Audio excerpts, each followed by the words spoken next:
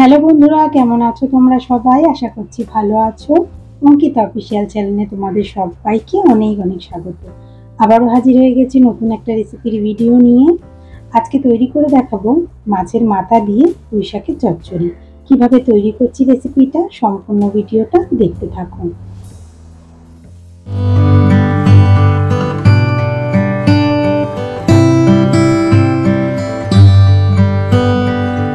আজ আমাদের গাছের বেগুন পুঁই শাক দিয়ে রেসিপিটা তৈরি করে দেখাবো। তো চলো বন্ধুরা, ভিডিওটা শুরু করা যাক।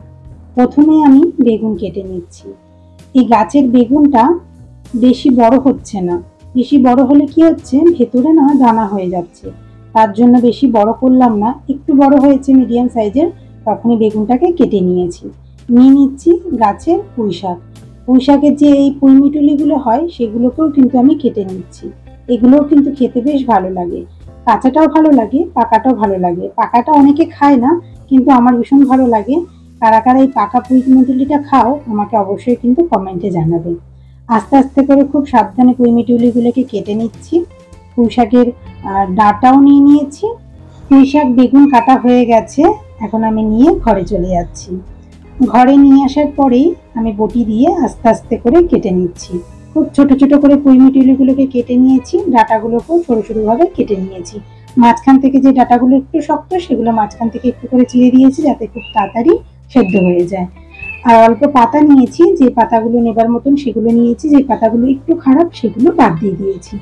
আমি এখানে পুঁই শাক বেগুন বাদ দিয়েও দিয়ে দিয়েছি দুটো মিডিয়াম সাইজের আলু। আপনারা চাইলে কুমড়ো দিয়ে দিতে পারেন, আমার কাছে কুমড়ো ছিল না তাই আমি কুমড়োটা দিইনি। আপনাদের কাছে যদি কুমড়ো থাকে বা আপনারা কুমড়ো কিন্তু দিতে পারেন, কুমড়ো দিলে কিন্তু রান্নাটা আরো বেশি ভালো লাগে খেতে। আনাজটাকে ভালো করে কচলে কচলে জল দিয়ে ধুয়ে নিচ্ছি। 2 থেকে 3 বার ভালো করে জল পাল্টে পাল্টে ধুয়ে নিয়েছি। এখন আনাজগুলোকে তুলে আমি ঝুড়ির মধ্যে জলটাকে ঝরিয়ে নিচ্ছি। গ্যাস অন করে গ্যাসের মধ্যে কড়াই বসিয়ে দিচ্ছি। কড়াইটা একটু গরম হয়ে আসলে কড়াইতে দিয়ে দিচ্ছি তেল।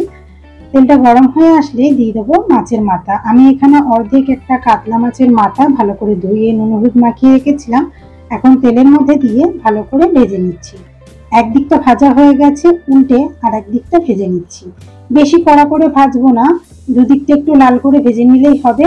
দুদিকটা ভালো করে ভাজা হয়ে গেছে, এখন আমি মাছের মাথাটাকে তেল ঝরিয়ে তুলে নিচ্ছি। মাছের মাথা ভাজার যে তেলটা রয়েছে সে তেলটা আমি একটু বেশি করে দিয়েছিলাম, যাতে পরে না দিতে হয়। আপনাদের যদি লাগে তাহলে আপনারা তেল একটু দিয়ে নিতে পারেন। আমার এখানে তেল লাগিনি, মাছের মাথা ভাজা তেলই হয়ে গেছে। আমি এখানে একটা মিডিয়াম সাইজের পেঁয়াজ কুচি দিয়ে দিয়েছি, দিয়ে দিচ্ছি হাফ টিস্পুন পাঁচফোড়ন, দিয়ে দিচ্ছি 1 টিস্পুন আদা রসুনের পেস্ট। এখন দিয়ে দিচ্ছি নুন, হলুদ, লঙ্কার গুঁড়ো, জিরের গুঁড়ো, ধনের গুঁড়ো। সবকটার পরিমাণ রয়েছে 1 টিস্পুন। দিয়ে দিচ্ছি একটা গোটা কাঁচা লঙ্কা আর একটা টমেটো কুচি। টমেটোটা আমি দেশি টমেটো নিয়েছি, আপনাদের কাছে যে টমেটো অ্যাভেলেবেল থাকবে আপনারা সেই টমেটোটা দিয়ে দেবেন। সব মশলা দেওয়ার পরে ভালো করে 5 থেকে 7 মিনিটের মতন কষিয়ে নেব। যখন একটু তেল ছেড়ে আসবে, মাছের মাথাটাকে একটু ভেঙে নিয়ে মশলার মধ্যে দিয়ে আবারও 2 থেকে 3 মিনিটের মতন নাড়চাড় করে ভেজে নেব। মশলাটা ভাজার সময় গ্যাসের ফ্লেমটা মিডিয়াম ফ্লেমে রেখেই ভাজবেন, তা না হলে হাই বা লো ফ্লেমে থাকলে একদমই ভাজা হবে না, আর হাই ফ্লেমে থাকলে কিন্তু মশলাটা পুড়ে যেতে পারে। তাই মিডিয়াম ফ্লেমে রেখে ভালো করে নাড়চাড় করে 3 থেকে 4 মিনিটের মতন ভেজে নেবার পরে পুঁই শাকটা যেটা আমি জল ঝরিয়ে রেখে দিয়েছিলাম সেটাকেই এর মধ্যে দিয়ে দিচ্ছি। মশলার মধ্যে পুঁই শাকটা দেওয়ার পরে ভালো করে খুন্তি দিয়ে নাড়াচাড়া করে নিচ্ছি। একটু নাড়াচাড়া করে নেবার পরে আমি ঢাকা দিয়ে রেখে দেবো 10 থেকে 12 মিনিটের মতন। ঢাকা দেওয়ার পরে আমি গ্যাসের ফ্লেমটা কিন্তু একদম লো ফ্লেমে করে দেবো। লো ফ্লেমে রাখার পরে আবার কিছুক্ষণ পরে ঢাকনাটা সরিয়ে নিয়ে খুন্তি দিয়ে নাড়চাড় করে নিচ্ছি। এই রেসিপিটা বাড়িতে বানিয়ে তৈরি করবেন। যাদের পুঁই শাক গাছ বা বেগুন গাছ নেই তারা বাজার থেকে কিনে এনে ট্রাই করবেন, ভীষণ ভালো লাগে খেতে।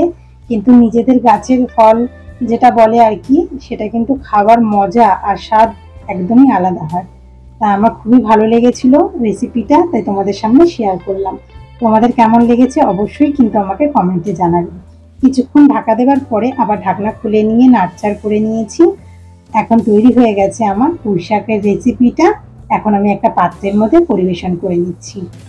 এবার বেড়ে নিচ্ছি গরম গরম ধোঁয়া ওঠা ভাত আর এই পুঁই শাকের চচ্চড়ি, দুটো মিলিয়ে দারুণ হয়েছিল খেতে। আমার তো ভীষণই ভালো লেগেছে। তোমাদের কেমন লেগেছে অবশ্যই আমাকে কমেন্টে জানাবেন। ভিডিওটি যদি তোমাদের ভালো লেগে থাকে অবশ্যই লাইক, কমেন্ট, শেয়ার করে দেবেন। চ্যানেলে যারা নতুন আছো তারা চ্যানেলটি সাবস্ক্রাইব করে নেবে। টাটা, বাই বাই, দেখা হচ্ছে নেক্সট ভিডিওতে। ততক্ষণের জন্য ভালো থাকবে, সুস্থ থাকবে।